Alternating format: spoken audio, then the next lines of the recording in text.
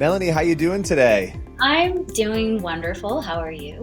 I am well, and I'm super excited that you're chatting with us. You are obviously the star of Little Women. You've done lots of other films and shows, and I want to get into talking about Little Women. But before we do, I'm always curious to know people's backgrounds, what it was that motivated them to get into Hollywood. So what was sort of your journey into the industry? Yeah, I this might sound kind of silly, but I've always felt just called to acting and performing, storytelling, and I think there's been a few times where I've tried to do other things, and every time I'd get steered right back into performing. Yeah, it was just always something that I enjoyed, and it always felt like a safe place. I felt like I belonged there. It was like, okay, this feels right. And then as far as like getting started, it just kind of happened. Like I grew up doing it. Always, I was a theater kid growing up, and then in college, after college, I ended up joining this improv troupe. It was long form improv, and I mean, it was amazing just in terms of learning how to let go of controlling so much because it's like it's improv. You have to go with the flow. But that's where I got my first commercial gig. Somebody approached me after like one of our shows and was like, "Hey, do you want to be in this commercial we're shooting? It pays $200." And I was like, what? I can get paid? Like, yes, I'm in. So from there, it just kind of snowballed into other things. And here I am today talking to you. Would you have ever thought, as you sort of got into it, you were a theater kid, you said that, one day you'd be sitting here talking about a movie that you were in, that your career would go that way? Like at the beginning, did you think that, or did you think this is something I just really love doing? Yeah, I thought it was just going to be my hobby. I thought it was just going to be that thing that I go to when I get stressed by life things, and that it was going to be that. To me, it was like, oh wow, that's so big. Like, I dare dream that big? But yeah, so I'm so grateful that it like turned out the way it has, and but yeah, I didn't think that I would get to do this for a career. So I feel very grateful Yeah. for that. What is I guess, the biggest benefit, the positive. Let's start with that because I want to talk about the challenges of this job because I think the rest of the world sort of watches actors and it's really easy to assume, oh, this is an easy job. It's actually not an easy job, and we'll talk about that. But what has been the biggest blessing of this career for you? I think it's getting to meet people that I just really connect with, and I feel. Let's see, what's the word I'm looking for?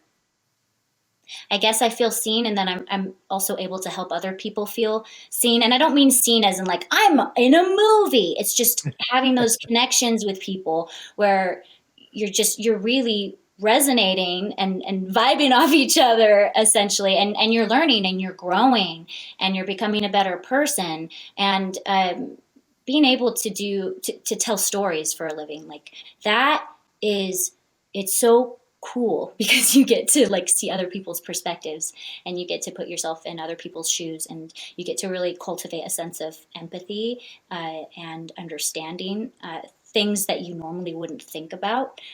So that to me has been I think the biggest blessing is the growth.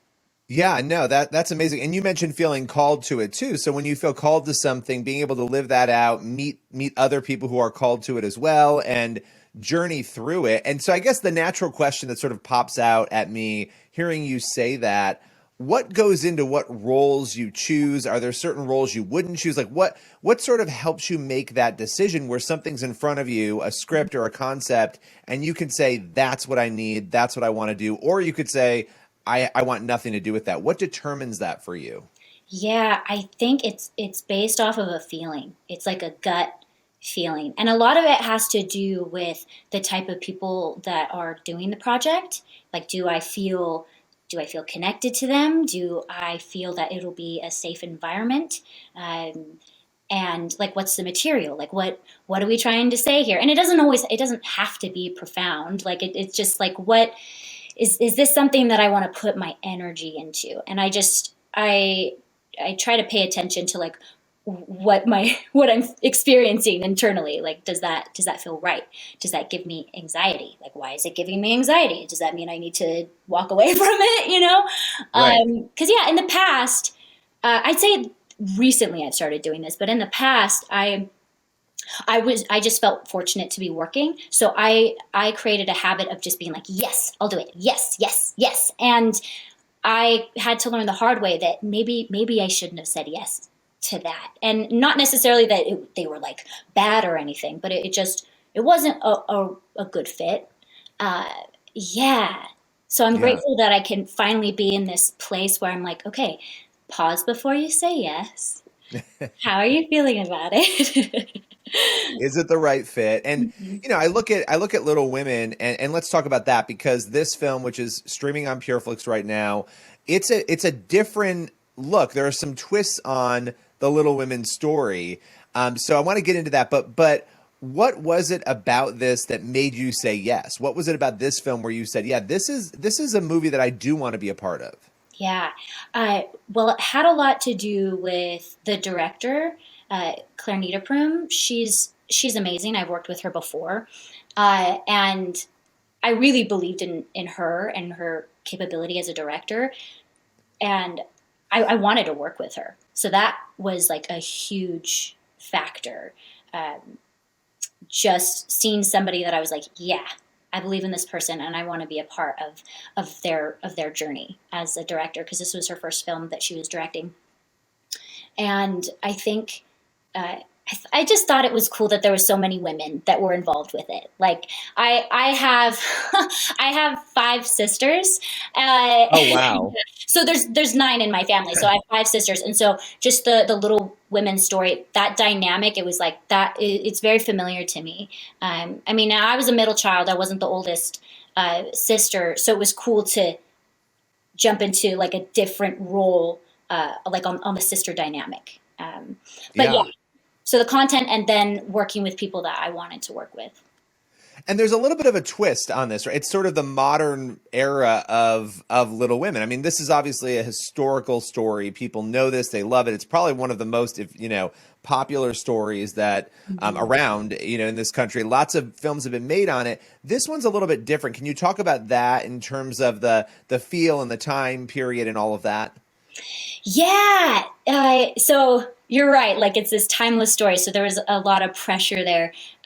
So I think the big thing for us in telling this story in a new setting, in a modern setting, was like maintaining the essence of the story and making sure that we were still um, hitting those themes that feel kind of timeless, like family and sibling dynamics and dealing with loss and chasing your dreams, and in an environment that you feel like you're pushing up against a wall a little bit. So I think that's like we were focused on making sure that came through in the story. Yeah. Yeah, no, and you played Meg. So talk a little bit about that. How do you, because you have all that pressure, right, of the past and of these other renditions of it, and then you have the present and how it's being framed. What was it like to play Meg and bring that character to life? Yeah, so Meg, once again, like as I was saying, I'm a middle child, so I I really had to like tap into that oldest sister dynamic, and thankfully I have a sister, my oldest sister. She's such an incredible example to me, and so it was easy to just view her as an example. What's interesting about Meg to me is that um, in like the past renditions, like Meg's dream was very much in line with what was already pretty normal. It was like get married and have kids, and then you put it in this modern day setting, and her wanting to just get married and have kids, it was something that Joe was like, "Are you kidding? Like what else? What else are you gonna do? You can't just do that." And it was like, no, Meg really, she really wanted that. That's what she wanted. That was her dream. Like she wasn't feeling pressured by anybody to do that. That's what she wanted to do. And so to me, that was kind of a cool little like flip. Because in the past it was like, no, that's normal. That's a very normal thing. And then now she's wanting to do something that I think, and I have been guilty of that, like viewing some of my sisters with like, oh, you're just going to get married and have kids. Well, what else? What else are you going to do? You know? And like, that's not fair. Like, if that's what they want and if that's what makes them happy, like I should support that and at Yeah. least respect it or accept it, you know? Absolutely. Right. Absolutely. The ability to have the choice to do whatever it is you feel called to do. And Mhm. yeah, that's a powerful message. And so when you think about the movie, you know, people have had a chance to see this film. Obviously, it has been out for a couple of years. It's now hitting, you know, Pure Flix, and audiences are being reintroduced to it. What is your hope for what the audience might think and feel? I know as a group, you all came together to do this. It's a big undertaking. You did a phenomenal job. So what's the takeaway for the audience? I'd say I'd like for it to challenge their thinking on their own family dynamic. Like we don't choose the family that we're born into, but we do choose like what we invest into that family dynamic. And so I think just planting that thought, like what does family mean to you, and what are you investing, or like that sort of thing. Does that make Yeah. sense? No, it does. I mean, that's so important because I think a lot of times we think as human beings, what am I getting out of any structure, right? Family, work, whatever. We don't always think, and we should, Mhm. what am I investing? What am I contributing Mhm. to this family, right? And Right. and so that is an amazing way that again we should be thinking that way. I don't think we always do. We sometimes we think about ourselves first. And so that's a very solid message. I love that. Cool. Thanks. So I'm going to ask you one last question, and this one I've been asking everybody that I interview because I don't know, I'm probably putting you on the spot, but I'm going to ask, you know, when you look back at your career, Mhm. 50 years from now, whatever, Mhm. and you have a chance to think about what you want that legacy to be for just you as a person, but specifically with your career and what you've contributed, what would you want that legacy to be? That is such a good question. uh, I think that I would want to look back and feel um, that I moved from a place of love and kindness, and that I was able to create relationships with that lens on, making sure that like I'm showing up in a loving way. I'm I'm finding those types of people too, and so it's just we're creating things that um, like there's a synchronicity there. There's like this. I wish I'm not doing a great job of explaining it, but I just know that it has to do with like experiencing like love and joy in my life. Looking back and thinking like, oh, I love all those people that I got to work with. I don't want to look back and be like, Yeah. whoa, whew, glad that's over. Like, What was I yeah, thinking? Yeah. whoa, whoa. Yeah, I just want to be able to look back and be like, yeah, I showed up in like a loving way, um, and was able to give and receive in a loving way. I love that. That's great. Well, listen, thank you for taking the time today. Really appreciate it. It was great talking with you. Yeah, thanks so much for reaching out. Like this, yeah, this was fun. So thanks.